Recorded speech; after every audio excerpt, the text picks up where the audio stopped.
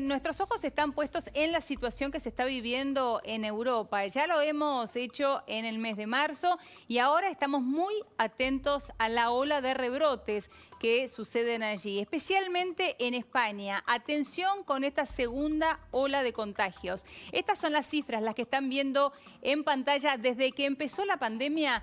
813.412 casos de coronavirus en España.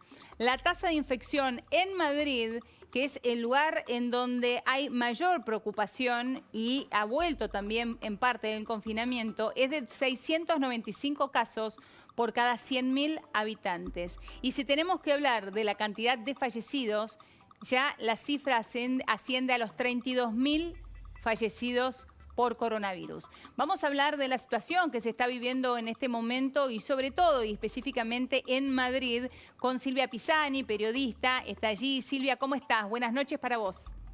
Hola, muy buenas noches. Faltan unos 15 minutos para las 11 de la noche en Madrid. Una noche muy fresca en la ciudad. Bien, Silvia, bueno, lo decía recién, todos nuestros ojos está puesto en la experiencia que ustedes viven porque sabemos que después, de una manera u otra, va a llegar aquí, ¿no? ¿Cómo están viviendo ahora esta segunda ola de contagios? ¿Cuál es la situación que se está viviendo específicamente en Madrid? Eleonora, escuchaba recién al intendente de Mar del Plata, Montenegro, hablando de los problemas que tuvo con la provincia de Buenos Aires, y si yo apagaba el micrófono y solamente ponía ahí una tonada española, es muy parecido a lo que está ocurriendo en este momento entre el gobierno central de España y el gobierno regional de Madrid.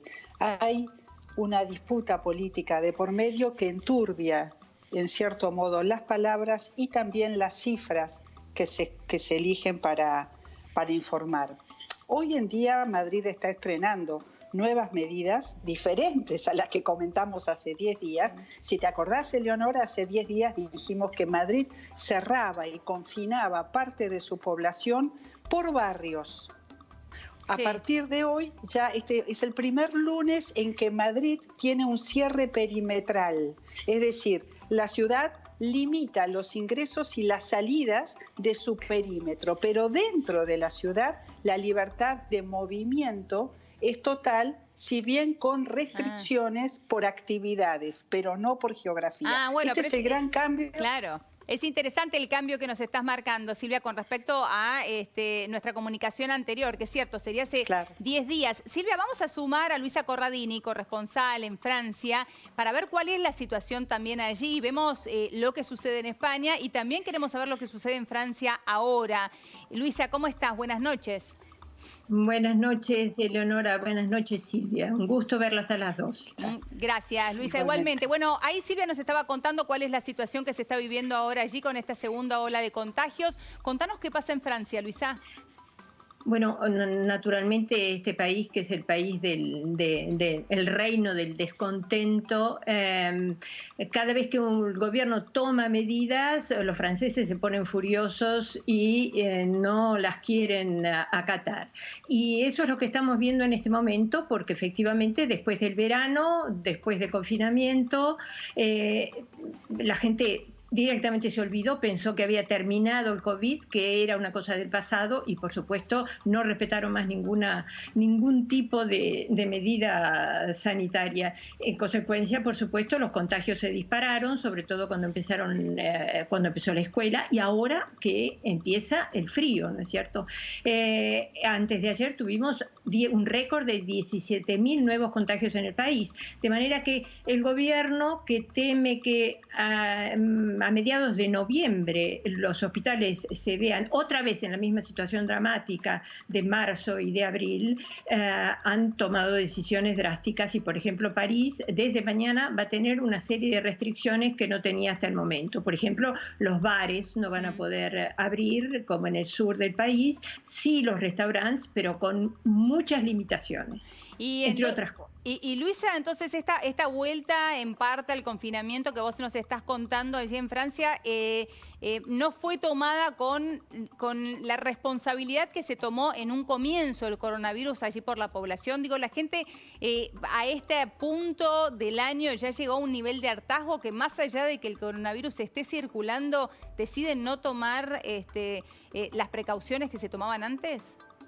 Bueno, yo creo que eso es perfectamente normal. Después de 3 meses de confinamiento llegó el verano, llegaron las vacaciones, la gente joven sobre todo quiso divertirse, quiso salir y, como te decía, supongo que esto es una cuestión que es acorde con el tiempo que vivimos. La gente pensó, se terminó el confinamiento, se terminó el COVID, no pensemos más. Y por supuesto, a poco las medidas se fueron relajando y yo calculo que en Argentina, que llega el verano ahora y que llegan las vacaciones, va a suceder exactamente lo mismo. El problema es hacerle entender a la gente que hay sitios particulares que son extremadamente peligrosos, como por ejemplo los bares, porque la gente no usa máscara, no usa barbijo y porque por supuesto con el segundo y el tercer trago la gente se olvida de que hay que conservar la distancia, etcétera, etcétera. Entonces, vemos ahora este pico de contaminación y este pico de entradas en los hospitales, que no es lo mismo que en el principio, que en el verano, en el invierno, pero hay que prestarle atención, totalmente. Luisa, muchísimas gracias, te vamos a volver a molestar, te mandamos un beso grande, Con Silvia hemos perdido comunicación, así que Silvia Pisani desde España, Luisa Corradini desde Francia. Muchísimas gracias a ambas. De aquí me voy al encuentro de Juan Pisanoto. Juanpi.